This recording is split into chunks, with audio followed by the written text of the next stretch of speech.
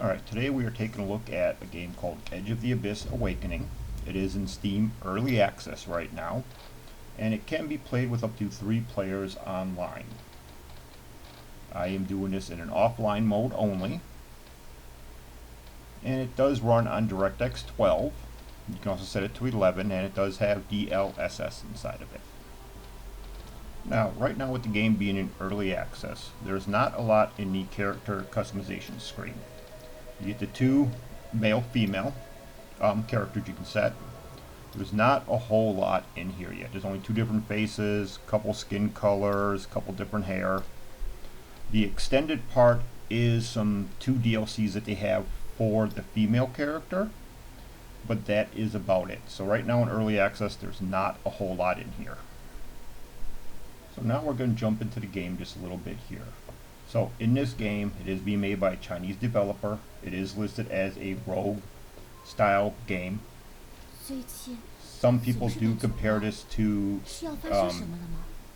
Dark Souls in that. I would not really put it in that category. It's definitely a little bit rogue-like, a little bit almost Devil May Cry is where I'd probably put it at, with the way the fighting is done. These are just some of the little shops you can go into to check out stuff. You can buy different things with the currency you get. But other than that, this is just where the beginning part is. You can look around and see what's inside of here. This is where you can get your character upgraded, find different like little mission type things you can do, like search the abyss for the keys, stuff like that. The keys are used to upgrade weapons, armor, and all that, which you'll see here in this screen here. So it takes 12 keys to pick up these 2 different armors. There's not a whole lot still in here. You get these little beasts you can turn into. No clue how to unlock the other ones yet. And then in the other areas, all your different weapons. Alright, to get the game started, you head up the stairs and head up to the little green portal. And this is where the initial game will start.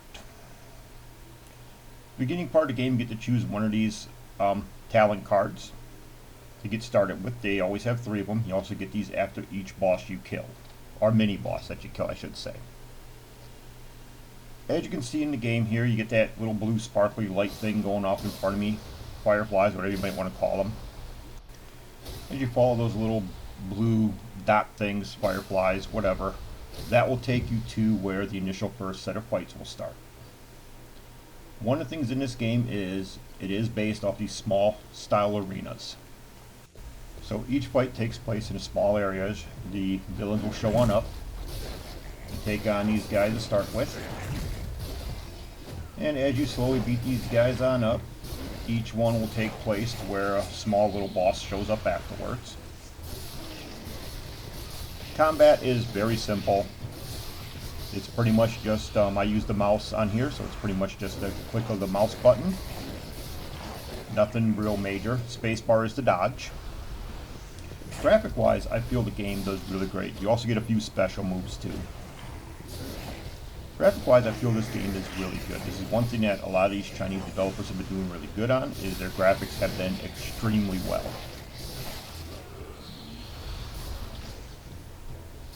So, finishing up this, you can see another portal over there. There's the first mini boss. Once you defeat these guys, they drop 3 of the cards again. If you can time your dodges right, which I am very poor at, it does give you a slight advantage. But as you see, boss is dead. 3 cards show up. Pick the card that suits you best. And then you move on to the next small little portal for the next fight. Alright, a little correction on that. It's you move on to the next area for the next fight. You do get portals also that show on up. But you head on into the next area. And it's just a rinse and repeat of what happened last time. Sometimes you get a boss to show up right away, another mini boss. Other times it's more just the smaller guys that you gotta beat up first. But it is pretty much a rinse and repeat like this throughout the whole game. You can die in here. Up in the top right, you see where it says 102 right now? That is kind of a life thing. So if you die too early in here, you spend some of that to re-get a life back. Once those goes down too low, you end up back in that opening room. So now after you kill off with any mini-boss and any of the guys that were left with, this guy was left after the boss fight, you get to select the cards again. And you see there is a portal coming up in this next area. So, usually that other room was locked. Not sure which one. Let's take a look here. So as I make my way over to the next portal, you see a lady showing up on here. There are challenges you can do in between going from World 1-1, which is where I'm at right now, to World 1-2. I decided I wasn't going to do any of those challenges during this setup. So moving to the next open world, now we're in World 1-2. And if you look on over to the left, you see those green crystals. You can grab those for more of the shards, I guess they're called. But as you can see, it's a rinse and repeat. I'm back to fighting the skeletons again. And after I beat up the skeletons, I will return back to taking on one of the mini bosses again. Because it is a rinse and repeat. So let's move on a little bit further. So let's move up a little bit further here in World 1-2. I come up to the next part where I get to take on another mini boss here. Put my swords away, run a little bit quicker, get another chance to do another challenge if I want, decide not to. And as you see now I get the Corpse Crusher. I'm going after the shards real quick. Alright, so taking on the Corpse Crusher here, this guy kind of kicks my butt a little bit. This is where I think a lot of people claim the game is a Souls-like style. Because some of these mini bosses and even the end bosses can be a little bit of a pain in the butt, especially when you're playing alone. But if you look down in the lower left, I do have some healing potions. They're in the red there where it says Q. R is one of my special moves. As you see, I've already used one healing potion, and this thing is still just destroying me. This fight for me was one of the harder fights so far. The Corpse Crusher was really crushing me. There I just used up my last healing potion. And the Corpse Crusher and that other guy that he has in here are just destroying me. I kind of want to show you what happens when you do die, because I believe the Corpse Crusher does kill me. And that was wrong. I actually killed the Corpse Crusher. That's alright. You'll get to see what happens to you in a few minutes when you die, because I have no more healing potions, and you do not get any other way to revive your life. So that's something I think the game does need to work on, is that they need to give you some way of getting health back while you're fighting stuff. So here I am now in World 1-3. As you can see, the screen's flashing red, showing I'm pretty much dead. Destroy a bunch of these barrels and boxes. They do give you the life-giving, I don't know what you want to call them, shards or whatever, up in the top. Life-giving formula stuff.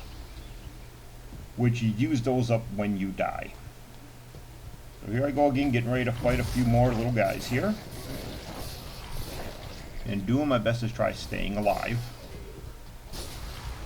right now. So every time you kill these guys, you also get some more of those life-giving shards or whatever the heck they are. Right now I'm at 294. I only got about maybe a little over a quarter of my health left. But just keep on fighting is all you can do at this point.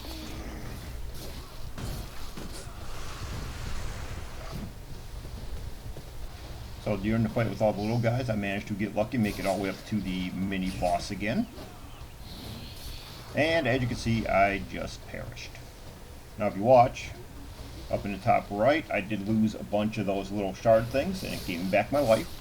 And now I get to continue on with fighting the mini boss. So I do know that I do defeat her. I don't know if she kills me off twice or not. I believe she does. But let's find out here. She's almost dead. I turn into that big old monster and I kill her with that thing. Well, as I said, this game is a lot of rinse and repeat. You do the same thing over and over. You fight these mini bosses. You fight mini guys. You die. And the game just continues. So far, when you make it to the boss of the level, the end one, I have no clue what happens because I always die on him. But I always continue to try. So the big question is, is this game in early access worth it? That is the question. So as of right now, with this game in early access, I'm enjoying it. So for me personally, I enjoy it. The graphics are beautiful, the gameplay is actually quite fun, and it is a challenge. And the game is about $20 right now on Steam if you get the 2 DLC outfits with it. So that way wise, if you enjoy rogue style games and that, it's not bad. This is definitely not a bad game. It does need some more polish to it. Yeah, it does need to put something else into it. I mean, it definitely is missing something. It doesn't feel like Hades or in that, or even Death's Door, which is also a roguelike game. So it does need a little bit more into it. The game has beautiful graphics. Gameplay is actually quite fun, but it needs some more. But for $20, it's not terrible. I would probably recommend waiting a bit. Now, this scene coming up right here, I get a chance to buy some stuff in the store, so I'll buy some healing potions. This is the end boss fight for this level, which I will get destroyed in. But other than that, the decision of buying this game is technically up to you. Would I recommend it? At this point in time, I might say wait off a little bit. I bought it because I did have it on my wish list. I liked what I was seeing from it so far, so I bought it for that reason. But you might want to hold off. These end bosses are a little on the tough side, at least for me, playing alone. But other than that, this is just a little example of what this game looks like, how it plays. It is a rinse and repeat style game where it's just the same thing over and over. So that could make it to where it's not really what you want. There's really not even much of a story base in this game yet, and that's kind of what I think it's missing. At least in games like Hades and that, you know you are trying to escape hell. This one, I have no clue what you're really trying to do. If you're trying to come back to life or what, it's a little bit of a story would be nice. But other than that, thank you for watching, and I'll see you in the next video.